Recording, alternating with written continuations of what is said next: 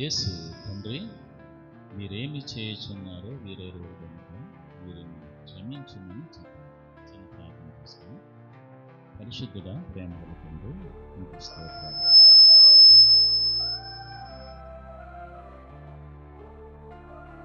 నా కొరకే మీరు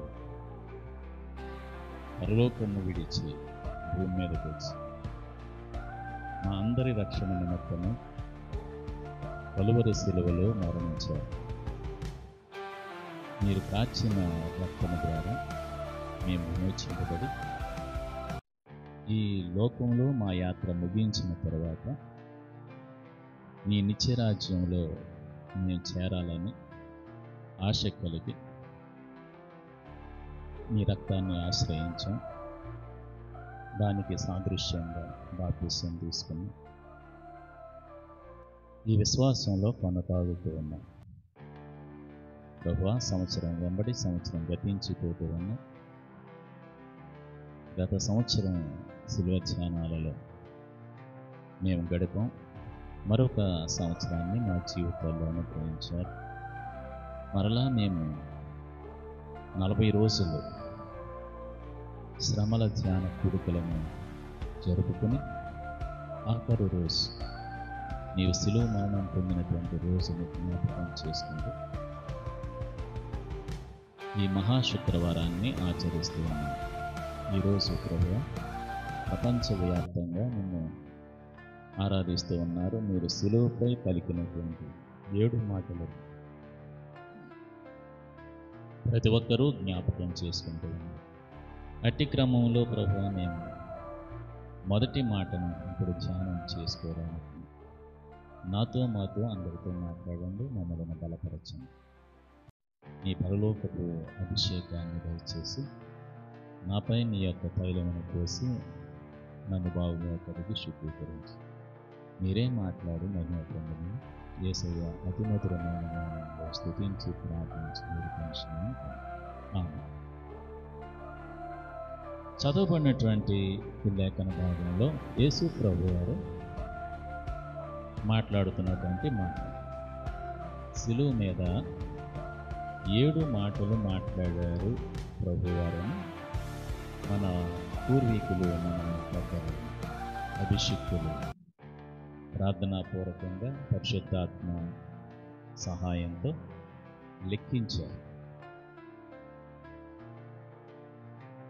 అయితే ఒక ఆయన అంటారు 7 మాటలు కాదు 8 మాటలు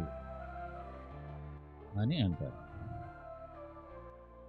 8వ మాట ఏంటంటే, అమ్మా ఇదిగో నీ సుతుడు అని ఎన్నో మాట కింద మాట్లాడుకుంటాం? 3వ మాట కింద. అది ఒక మాట. తర్వాత మరలా శిష్యున్నడు అంటారు. యోహాను వైపు తిరిగి, సహోదరుడా ఇదిగో నీ తల్లి అని కూడా మాట్లాడతారు. అది 2 మాటల కింద మాట్లాడవచ్చు అని. ఏదేమైనా మన పూర్వీకులు చెప్పినట్లుగా 7 అనే సంఖ్యకు ఒక ప్రధానమైనటువంటి కారణం ఉంది కనుక 7 మాటలు అని అలా స్థాపించబడిపోయింది. అదే మనం కూడా అనుకుంటున్నాం, ధ్యానం చేస్తున్నాం. యేసు ప్రభువారు దైవత్వాన్ని విడిచిపెట్టి దేవుని సన్నిధిలో నుంచి ఈ భూమి మీదకి మనవలే మానవ శరీరాన్ని దాల్చి, రక్త మాంసాలు కలిగినటువంటి శరీరాన్ని దాల్చి, క్షయమైపోయేటువంటి శరీరాన్ని దాల్చి ఆయన 33.5 సంవత్సరాలు ఈ భూమి మీద బ్రతికి మానవులందరి కొరకై దేవుడు అప్పగించినటువంటి పని యజ్ఞం చేయడం, యజ్ఞ పశువుగా తనను తాను అర్పించుకోవడం. యజ్ఞం చేసేటప్పుడు ఆ యజ్ఞాన్ని చేసేటువంటి వ్యక్తి ఆ యజ్ఞ పశువును చంపి యజ్ఞం చేస్తారు. కానీ ఇక్కడ యేసు ప్రభువారే తనకు తానుగా యజ్ఞం అవడానికి సిలువకు అప్పగించుకున్నాడు. అది విశేషం. యేసు ప్రభువారిని పట్టుకోవడం ఎవరికీ సాధ్యం కాదు. మనం గెత్సేమనే వనంలో యేసు ప్రభువారిని పట్టుకోవడానికి వచ్చినప్పుడు ఆయన అప్పటి వరకు ప్రార్థన చేస్తూ దేవుణ్ణి ఈ శ్రమల గురించి అడుగుతూ ఉండగా ఒకేసారి జనసమూహం అంతా వచ్చారు పట్టుకోవడానికి. ఆయన ప్రార్థన చాలించి పైకి లేచేటప్పటికి వాళ్ళందరూ వచ్చారు పట్టుకున్నామని. ఎవరిని వెతుకుతున్నారు అని ప్రభువారు అడిగితే నజరేయుడైన యేసును అన్నారు. నేనే ఆయన్ని అనగానే వాళ్ళందరూ ముందుకు ఒక అడుగు ముందుకు వచ్చారు ఆయన్ని పట్టుకున్నామని. కానీ వాళ్ళందరూ కూడా పడిపోయారట. ఎందుకంటే ఆయన మహిమ అలాంటిది. అప్పటి వరకు ఆయన ప్రార్థనలో ఉన్నారు కనుక ఆయన తనను తాను ఇంకా తగ్గించుకోలేరు కనుక తన మహిమను దేవునితో ఆయనకున్నటువంటి అనుబంధాన్ని ఇంకా వదిలివేయలేదు కనుక ఆయన మహిమకు వాళ్ళు తట్టుకోలేక పడిపోయారు. అప్పుడు యేసు ప్రభు వారు మరలా అడిగారు, ఎవరిని వెతుకుతున్నారు? నజరేయుడైన యేసుని. అంటే మరలా ఆయన నేనే, నన్ను పట్టుకున్నాను. ఆ విధంగా ముమ్మారు జరిగిన తర్వాత అప్పుడు పట్టుకోగలిగారు. దేవునికి స్తోత్రం కలుగునుగా. అంటే యేసు ప్రభు వారు తనను తాను అప్పగించుకున్నారు సిలువకు. అంతేగాని ఎవరు కూడా ఆయన్ని బలవంతం చేసి లేకుంటే ఆయన్ని పట్టుకుని సిలువ వేసినటువంటి సందర్భం కాదు. ఆయన ఈ భూమి మీదకి వచ్చిందే మరణించడానికి, సిలువ వేయబడ్డానికి. కాబట్టి ఆయన సిలువకు తనను తాను అప్పగించుకున్నారు. అప్పగించుకున్న తర్వాత ఆయన్ని రకరకాలుగా ఆయన్ని హింసించారు, అలాగే తీర్పు తీర్చారు. ఏదో ఒక నేరాన్ని ఆయనపై వేసి ఆయన ఈ మరణానికి పాత్రుడు అని సమాజంలో చెప్పుకోవడానికి వారు ఆయన్ని సిలువకు తీసుకుని వెళ్ళారు. వెళ్ళిన తర్వాత ఆయన సిలువ మీద ఉండగా ఆయన్ని చాలామంది దూషించారట. ఎందుకు దూషించారు అని అంటే ఊరికి నిష్కారణంగా ఏ విధమైనటువంటి కారణం లేదు యేసు ప్రభు వారిని దూషించడానికి. ఆయన ఏ తప్పు చేయలేదు, పాపం చేయలేదు. అయినా కానీ ఆయన్ని పట్టుకొని సిలువ వేసి ఆయన్ని హింసించాలని అందరూ ప్రయత్నం చేశారు. సరే, ఆయన సిలువ మరణం పొందడానికి తనను తాను అప్పగించిన తర్వాత అందరూ ఆయన్ని దూషించిన తర్వాత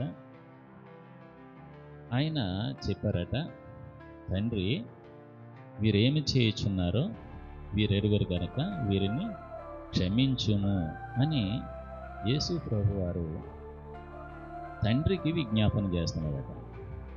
తండ్రి యొక్క లక్షణం ఏంటంటే, తండ్రి అంటే దేవుని యొక్క లక్షణం. దేవుని యొక్క లక్షణం ఏంటంటే క్షమించడం. దేవుని యొక్క లక్షణం క్షమించడం. ఎవరిని క్షమించాడు దేవుడు అంటే చాలామందిని క్షమించాడు. కొన్ని ఉదాహరణలు మనం చూసుకుంటే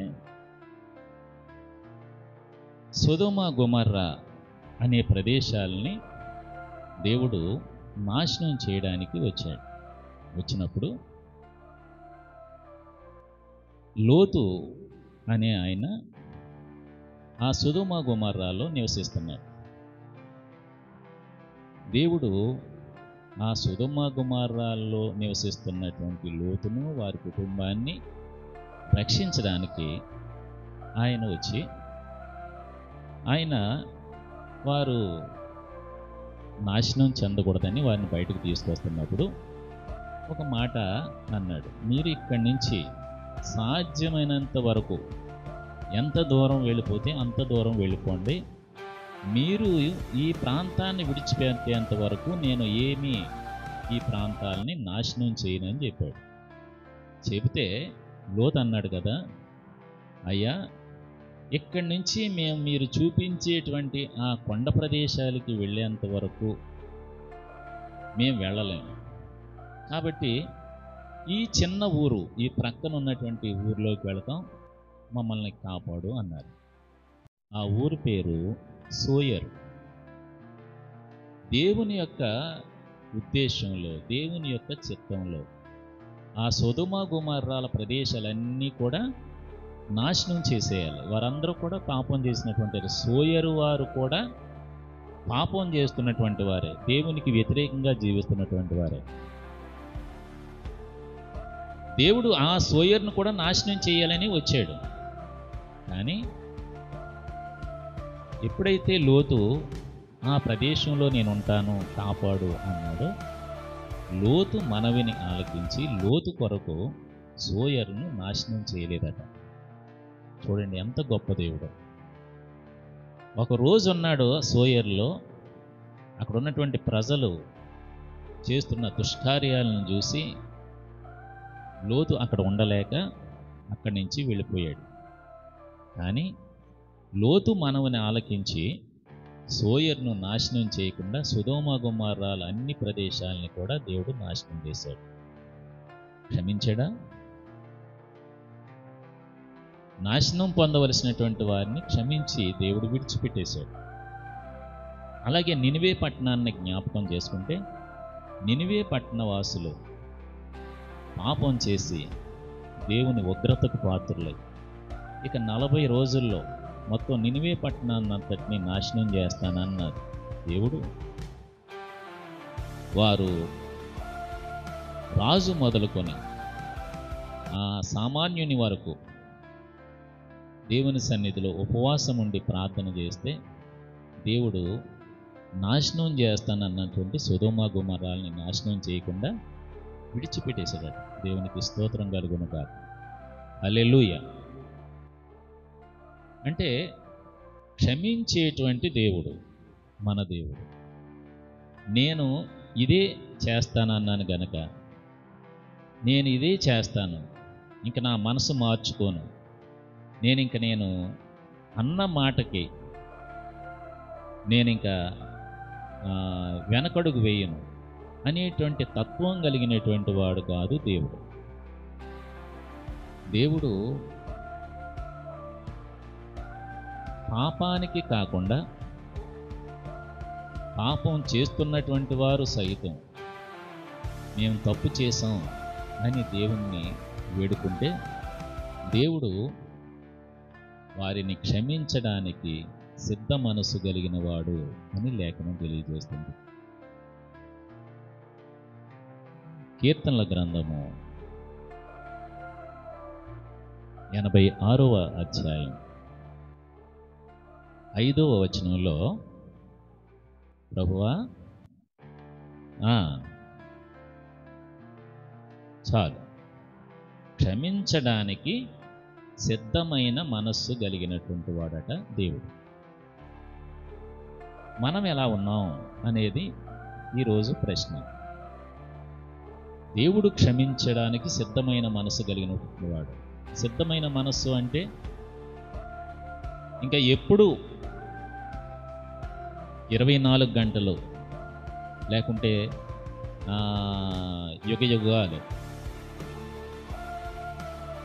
ఆయన ఒక నిర్ణయం తీసుకుని ఇది నాశనం చేసేస్తాను, వీళ్ళని చంపేస్తాను అని అనుకున్నా, ఒకవేళ వాళ్ళు మళ్ళా మారు మనసు పొంది, ప్రభువా మేము తప్పు చేశాం, నీ ఎడల ఘోరమైన వ్యాధి, ఘోరమైన విధంగా మేము ప్రవర్తించాం, మమ్మల్ని క్షమించు అని అంటే క్షమించేటువంటి దేవుడట. సిద్ధ మనస్సు, క్షమించడానికి ఎప్పుడూ కూడా రెడీగా ఉంటాడట దేవుడు, అంతేగాని శిక్షించడానికి కాదట. కాబట్టి మనం నిరభ్యంతరంగా దేవుని దగ్గరికి రావచ్చు. మన అపరాధముల చేత, పాపముల చేత మనం ఎంత ఘోరంగా ఉన్నా వాటిని విడిచిపెట్టాలనేటువంటి ఆలోచన మనకు వస్తే, అయ్యో నన్ను ఇక దేవుడు క్షమించడేమో అని అనుకోకుండా దేవుని దగ్గరికి వస్తే దేవుడు క్షమించేటువంటి దేవుడు. తండ్రి అయిన దేవునికి ఈ మనస్సు ఉంది, అలాగే యేసు ప్రభు వారికి కూడా ఈ మనస్సు ఉంది. అది విశేషం. తండ్రిలో నుంచి వచ్చినటువంటి కుమారుడు యేసయ్య. యేసయ్య కూడా అలాంటి లక్షణం కలిగినటువంటి వాడే. తండ్రిలో ఏ లక్షణాలైతే ఉన్నాయో యేసయ్యలో కూడా అవే లక్షణాలు మనకి కనబడుతున్నాయి. దేవుడు ఏ విధంగా అయితే తాను శిక్షిస్తానన్నటువంటి వారిని క్షమించాడో అదేవిధంగా యేసు ప్రభు వారు కూడా క్షమిస్తూ ఉన్నాడట. ఎవరెవరిని క్షమించాడు ఆయన అని అంటే, తనతో పాటు 3.5 సంవత్సరాలు తిరిగి నమ్మకాన్ని కలిగించి యేసు ప్రభు ఎక్కడ ఉంటే అక్కడ ఉండి, ఏం తింటే అది తిని, ఎక్కడ పండుకుంటే అక్కడ పండుకుని, చాలా నమ్మకస్తునిగా ఉన్నటువంటి ఇస్కరియోతు యోధాని నమ్మి యేసు ప్రభువారు ఒక బాధ్యతని అప్పగించారు. ఏదా బాధ్యత అంటే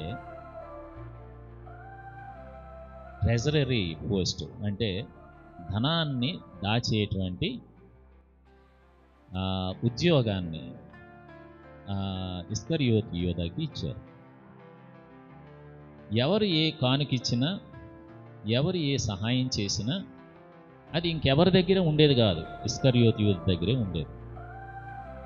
అలాంటి వ్యక్తి యేసు ప్రభు వారిని నమ్మక ద్రోహం చేసి ఆయన్ని 30 వెండి నాణాలకి అప్పగించి అమ్మివేసి ఆయన్ని మరణానికి అప్పగించడానికి బేరం కుదుర్చుకుంటే యేసు ప్రభు వారు ఆ విషయం తెలిసి కూడా ఎప్పుడూ అతన్ని ఒక్క మాట కూడా మాట్లాడలేదు.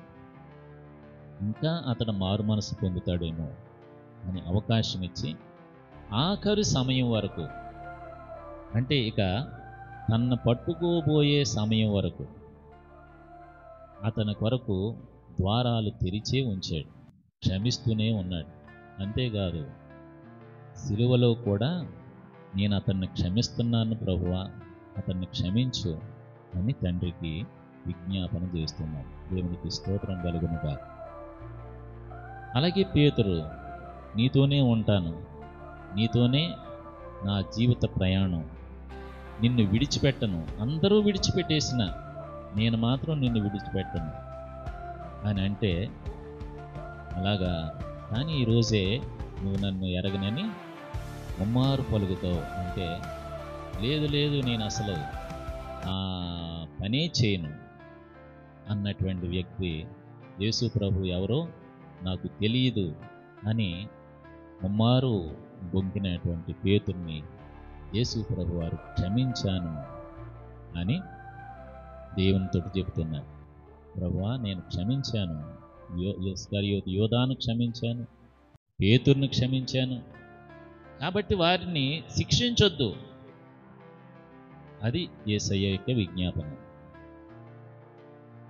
నన్ను బట్టి ఒకవేళ వాళ్ళని శిక్షిస్తావేమో, కాబట్టి వాళ్ళని శిక్షించొద్దు, వాళ్ళని క్షమించి, నేనే క్షమించాను కాబట్టి నువ్వు కూడా క్షమించు అని అడుగుతున్నాను. అంతేకాదు, తనని కొట్టి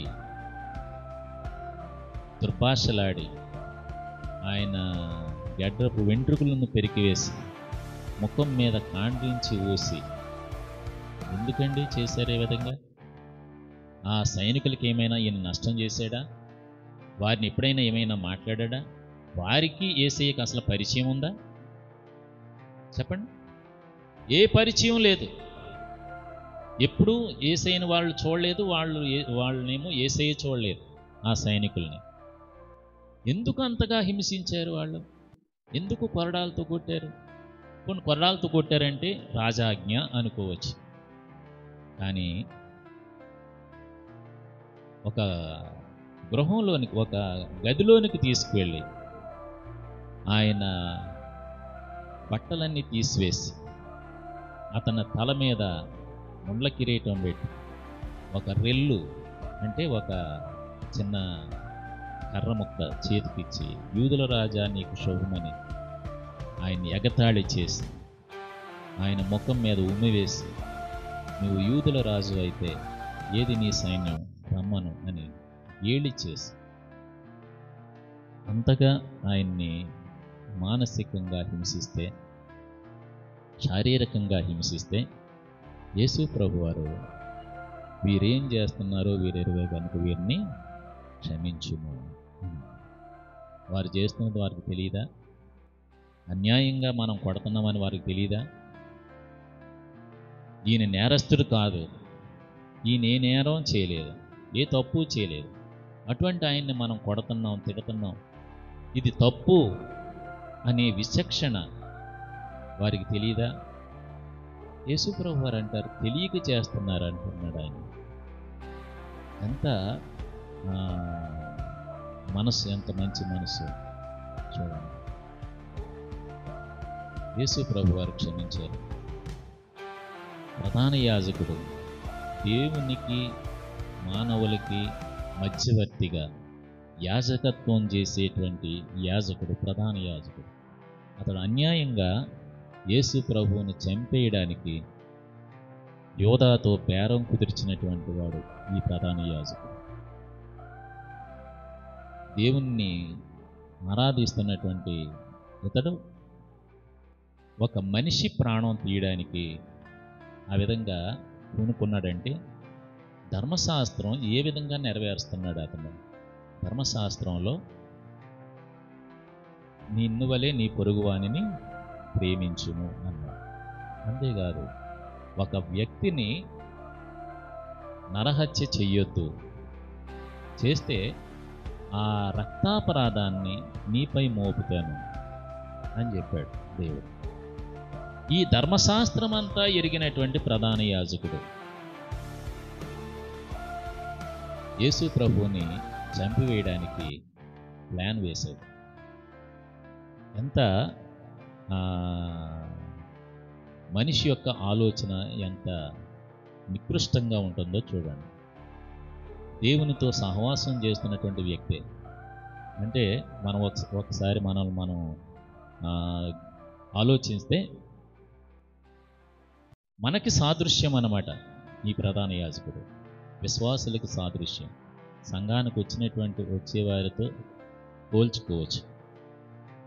మనం ఏ విధంగా ఇతరులకి బాధ కలిగిస్తున్నాం, ఇతరులని మనం ఏ విధంగా దూషిస్తున్నాం, హింసిస్తున్నాం. ప్రధాన యాజకుడు వాక్యం తెలిసినటువంటి వాడు, దేవుని తెలిసినటువంటి వాడు, ధర్మశాస్త్రం ఎరిగినటువంటి వాడు ఏ విధంగా తప్పిపోయాడో ఆ విధంగా మనం కూడా తప్పిపోతున్నాం. అయినా కానీ యేసు ప్రభు అంటున్నాడు, ఆ ప్రధాన యాజకుడిని క్షమించు. అంటే నిన్ను నన్ను కూడా క్షమించడానికి ఆయన ఇష్టపడుతూ ఉన్నాడు అన్నమాట. మనం చేసే నేరాలు తెలుసు ఆయనకి, మనం ఏ విధంగా మాట్లాడుతున్నామో తెలుసు. అన్నీ తెలిసి నా కుమార్తెను నేను క్షమించాను తండ్రి, నీవు కూడా క్షమించు, శిక్షను రప్పించొద్దు అంటున్నాడు. మనల్ని శిక్షించడానికి ఆయన ఇష్టపడడం లేదంట, క్షమించడానికే ఇష్టపడుతున్నాడంట. దేవునికి స్తోత్రం కలుగునుగా. కాబట్టి మనం ఏం చేయాలి? యేసు ప్రభు క్షమించాడు, తండ్రి క్షమించాడు అని మనం చెప్పుకుంటున్నాం. మరి మనం ఏం చేస్తున్నాం? మనం కూడా ఒకరినొకరు క్షమించుకోవాలని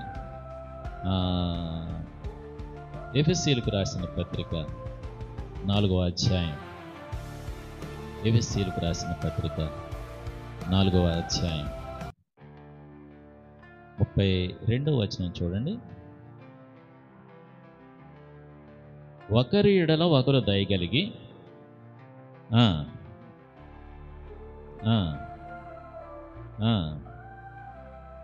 చాలమ్మా, ఒకరిని ఒకరు క్షమించుకోండి అంటున్నాడు. తండ్రి ఏ విధంగా అయితే క్షమించాడో, కుమారుడు ఏ విధంగా అయితే క్షమించాడో, అదేవిధంగా నీవు నేను కూడా క్షమించాలట. అలా క్షమించినటువంటి వారు ఎవరైనా ఉన్నారా అని అంటే స్టెఫను మనం కనపడతాడు. స్టెఫను కూడా ఏం చేశాడట? స్టెఫను కూడా తనని హింసిస్తున్నటువంటి వారిని గురించి ఆయన తండ్రికి విజ్ఞాపన చేసేటట, తండ్రి వీరేం చేస్తున్నారో వీరెరుగురు కనుక వీరిని క్షమించు అని తనని రాళ్లతో కొడుతున్నటువంటి వారి కొరకు దేవునికి విజ్ఞాపన చేసి వారిని క్షమించేశాడట. మనమైతే ఏం చేస్తాం? ఎవరైనా ఏమన్నా అంటే వాళ్ళ మీద లేనిపోనివి మరలా కల్పించి మనం అంటాం. అంతేకాకుండా దేవునికి నన్ను ఈ విధంగా అన్నాడు కనుక ప్రభువా వాళ్ళకి ఏదో ఒక వ్యాధి రప్పించే, లేకుంటే వాళ్ళని శిక్షించు అని కూడా ప్రార్థన చేసేటువంటి వాళ్ళు ఉన్నారు. కానీ యేసయ్య అది కోరడం లేదు. యేసయ్య నిన్నేమని కోరుతున్నాడంటే, నిన్ను వలె నీ పొరుగువానిని ప్రేమించు, క్షమించు. అతడు ఒకవేళ నీ మీద నిష్కారణంగానే, కారణం లేకుండానే నిన్నేమైనా అనొచ్చు, ద్వేషించవచ్చు, అయినా కానీ నువ్వు క్షమించు. ఎందుకు క్షమించడం అని అంటే, యేసయ్య చూపిన మాదిరి మనం అవలంబించాలి. యేసయ్య నడిచినటువంటి బాటలో మనం నడవాలి. అందుకే మనకి ఈ యొక్క కూడిక మహాశుక్రవారం రోజున ఎందుకు మనం ఈ విధంగా కూడుకుని ఆయన మాటలు ధ్యానం చేస్తున్నాము అని అంటే, ఇవి యేసు ప్రభువారు చనిపోతూ ఆఖరుగా మాట్లాడినటువంటి మాటలు. ముందు అనేకమైన మాటలు మాట్లాడారు. 3.5 సంవత్సరాలు కూడా అనేక ప్రసంగాలు చేశారు. అవన్నీ మనం ఆయా సందర్భాల్లో జ్ఞాపకం చేసుకుంటూ ఉంటాం. కానీ ప్రత్యేకంగా 7 మాటల్ని ఈరోజు ఎందుకు జ్ఞాపకం చేసుకుంటామంటే, ఆయన ఆఖరుగా పలికినటువంటి ఆణిముత్యాలు లాంటి మాటలు.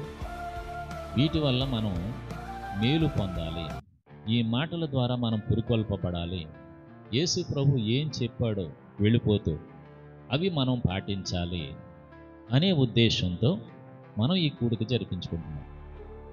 కాబట్టి మనం వినటం మాత్రమే కాదు, దానిని మన జీవితంలో ఆచరించి చూపించాలి. అంటే తండ్రి ఏ విధంగా క్షమించాడో, కుమారుడు ఏ విధంగా అయితే క్షమించాడో, అదేవిధంగా కుమారునిని అంగీకరించి ఆయన రక్తంలో కడగబడినటువంటి మనం కూడా ఆయన ఆజ్ఞను పాటించి ఒకరినొకరు క్షమించుకోమని ఏ విధంగా అయితే చెప్పాడో దానిని మనం కూడా ఆచరణలో చూపించాలి. అది ఈ మహాశుక్రవారంలో మొదటి మాట యొక్క ఉద్దేశం. అది సాధ్యమా అసాధ్యమా అంటే సాధ్యమే అని ఒక భక్తుడు నిరూపించాడు. స్టెఫను ఇప్పుడు యేసయ్య అంటే దేవుని కుమారుడు అని చెప్పుకుంటున్నాడు. మానవ శరీరంతో ఉన్న ఆయన దేవుని యొక్క అంశ ఆయనలో ఉంది కనుక ఆయన సహించాడు, ఆయన క్షమించాడు, క్షమించమని చెప్పాడు అని అనుకోవచ్చు. కానీ స్టెఫను అలా కాదే. తల్లిదండ్రులకే పుట్టాడు, మనలాంటి తల్లిదండ్రులకే పుట్టాడు, మనలాగే జీవించాడు, మనలాంటి విశ్వాసే. అతడు యేసయ్య మాటని నెరవేర్చాడు. అంతకుముందు ఆయన చేసిన ప్రసంగం వింటే ఎవరికైనా కానీ కోపం వస్తుంది. అంత కోపంతో చెప్పాడు, ముష్కరులైనటువంటి వారులారా, మీరు దేవుని కుమారుని చంపారు, మీకు ఈ శిక్ష సరిపోదు, దేవుడు శిక్షిస్తాడు మిమ్మల్ని అని చాలా ఘాటుగా ఆ సభలో స్టెఫను మాట్లాడాడు. అంత శక్తివంతంగా, అంత కోపంతో మాట్లాడినటువంటి వ్యక్తి అతన్ని చంపుతూ ఉంటే, తండ్రి వీరు చేస్తున్నది వీరికి తెలియదు, వీరిని క్షమించు, నా ఆత్మను చేర్చుకో అని చెప్పగలిగినటువంటి తగ్గింపు జీవితం నీవు నేను కలిగి ఉంటే దేవుడు మనకి నిత్యరాజ్యాన్ని ఇస్తాడు, మంచి బహుమానం ఇస్తాడు. నిత్యరాజ్యం మనం రక్షింపబడితే బాప్తిసం తీసుకుంటే పాపములు చేయకుండా విశ్వాసులుగా ఉంటే నిత్యరాజ్యం గ్యారంటీ. కానీ బహుమానం పొందాలంటే దేవుడు చెప్పినది ప్రతిదీ చేయాలి. కాబట్టి ఆయన క్షమించినట్లు మనం కూడా క్షమిందాం. దేవుని రాజ్యంలో నిత్యమైన బహుమానం పొందుదాం. అట్టి ధన్యత కృప దేవుడు మనకు దయచేయునుగాక. ఆమేన్.